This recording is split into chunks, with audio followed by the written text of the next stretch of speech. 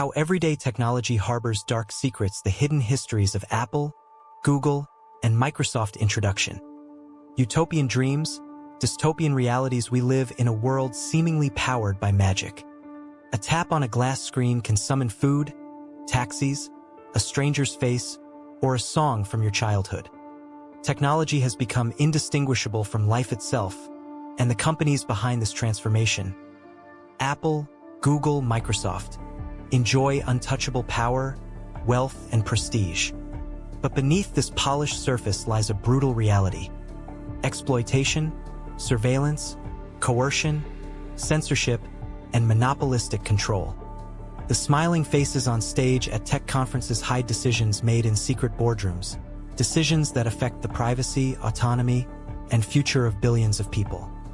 This exposé tears away the slick interfaces and self-congratulatory press releases to reveal the dark machinery underneath. These are not just tech companies. They are the architects of our digital prisons. Part 1. Apple, the polished warden. Apple's appeal is psychological. It sells not just products but identity, a curated experience of minimalism, security, and taste. It just works, they say. But at what cost? 1. The cult of privacy. Apple has masterfully marketed itself as the last safe haven for digital privacy. But this safety is conditional, partial, and often illusionary.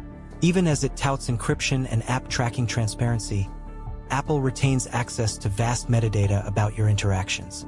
For example, iMessage doesn't encrypt metadata, meaning Apple knows who you messaged, when, and how often. Meanwhile, iCloud backups, if enabled, are accessible to Apple and thus to law enforcement. Emails, Safari browsing history, photos, all are vulnerable. In effect, your iPhone is private until Apple decides it isn't. Moreover, internal documents leaked in 2022 revealed Apple quietly shared user data with U.S. law enforcement agencies, sometimes without warrants.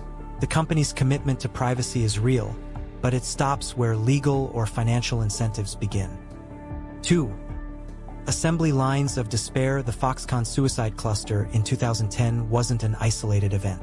Between 2010 and 2023, dozens of reports from NGOs and investigative journalists continued to expose rampant abuses across Apple's supply chain. Workers at Lens Technology, one of Apple's Chinese glass suppliers, were reportedly denied pay, worked 12-hour shifts standing up, and faced physical punishment for minor mistakes. Apple said it investigated and found no evidence, yet terminated no contracts. In India, Apple's contractor Wistron saw riots in 2020 after employees reported months of underpayment and inhumane work conditions. The factory was trashed by workers who'd been promised fair wages and got pennies. Apple made public statements, audits were conducted, and manufacturing resumed. The pattern repeated: outrage, PR, and then silence. 3. Device ownership is an illusion. Apple's design decisions intentionally cripple self-sufficiency. From removing the headphone jack to soldering RAM and storage onto the logic board, Apple has fought every step of the right to repair movement. The 2022 MacBook Pro featured an SSD soldered to the motherboard, meaning a simple data recovery became a $1,000 logic board replacement. iOS updates can disable third-party batteries or displays without warning. Even screen replacements now require proprietary pairing tools. Behind the scenes, Apple lobbies aggressively against right to repair bills across the U.S. In California, Apple argued that unauthorized repairs could cause fires. What it really feared was lost revenue. Their business model depends on a cycle of obsolescence, replacement, and repair monopolization. Ownership ends when the warranty does. 4. Behind the curtain of sustainability, Apple's green messaging is meticulous, but it's built on half-truths.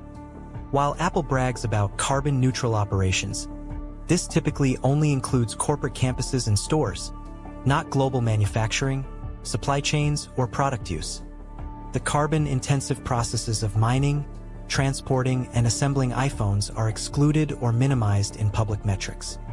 A single iPhone 14 generates an estimated 64 kilograms of CO2 over its life cycle.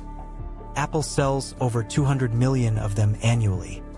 The removal of the charger from the box is framed as green, but also cuts costs.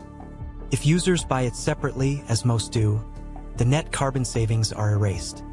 Their lithium, cobalt, and tantalum often come from regions plagued by corruption, war, and child labor.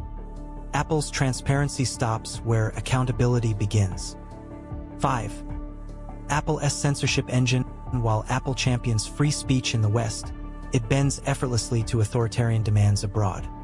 In Russia, Apple agreed to pre-install state-sponsored apps on all iPhones sold domestically.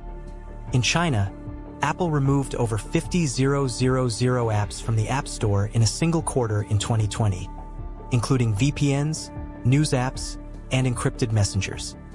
In Hong Kong, Apple pulled a mapping app used by protesters to track police, citing public safety. Behind every decision was a simple equation: profit principles. Part 2. Google Surveillance Capitalism Refined. Google began as a Stanford project. It now touches nearly every aspect of modern life: search, maps, email, documents, voice assistants, smart homes. But its true product has never changed: your attention. 1. A shadow profile for everyone. Google tracks people even if they never use Google products. If you visit a website that uses Google Analytics, which 85% of the top 1 million sites do, Google logs your visit. If you pass a Nest security camera or Android phone with location on, your face or movement might be logged. Google Maps captures Wi-Fi router locations to improve geo-positioning. If your home's SSID is visible, it may already be mapped. You don't need a Google account to have a Google profile. They build shadow profiles using cookies, ad tracking IDs, and web traffic fingerprinting. You are known, indexed, and monetized even if you never consented. 2. Chrome.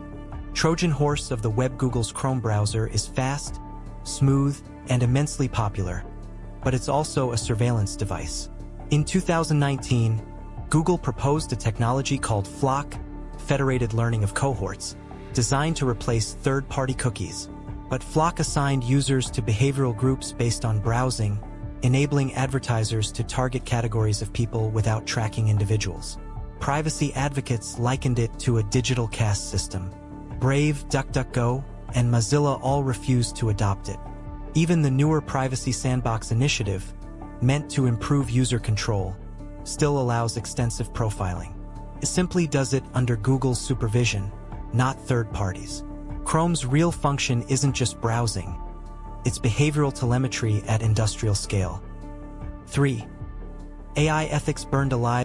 In 2020, Google fired Timnit Gebru, a prominent AI ethics researcher, after she co-authored a paper warning about racial and environmental biases in large language models, the very tech Google was investing in.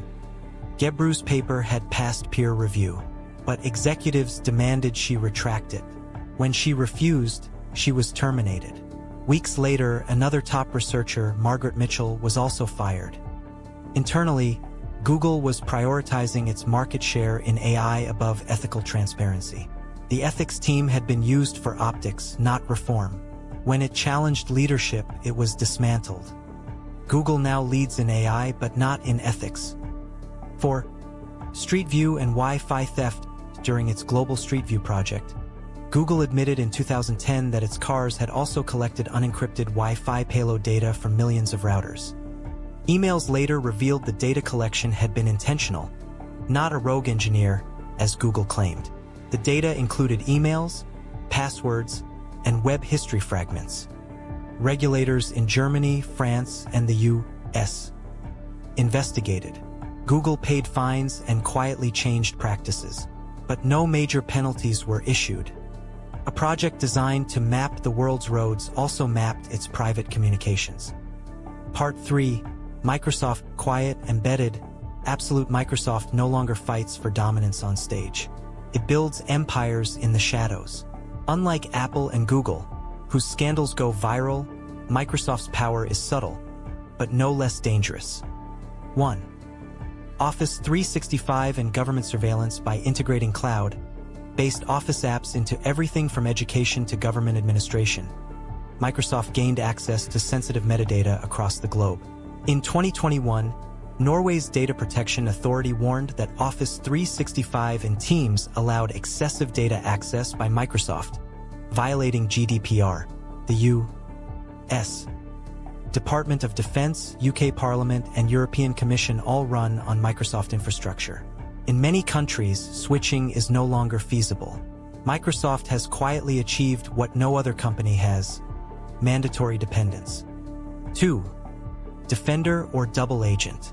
Microsoft Defender antivirus is pre-installed on all modern Windows systems and integrated into enterprise networks. But security researchers have repeatedly found it behaves like spyware. It sends file hashes, process IDs, and telemetry data back to Microsoft, often without clear consent.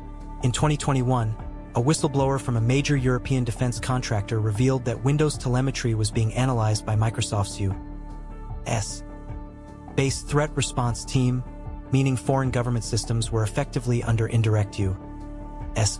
surveillance. The default antivirus was also the default informant. 3. GitHub Copilot, open source piracy. Copilot, powered by OpenAI, was trained on billions of lines of open source code, some under restrictive licenses like GPL or AGPL. Yet Microsoft allows commercial use of Copilot-generated output. This raised alarms across the open source community. Was Copilot stealing code? Could it reproduce license-restricted functions without attribution? Multiple lawsuits emerged. Microsoft's legal defense? The code is publicly available. Ethics be damned, profit first. Conclusion. Behind every touchscreen, a compromised Apple gives you beauty. Google gives you knowledge. Microsoft gives you control.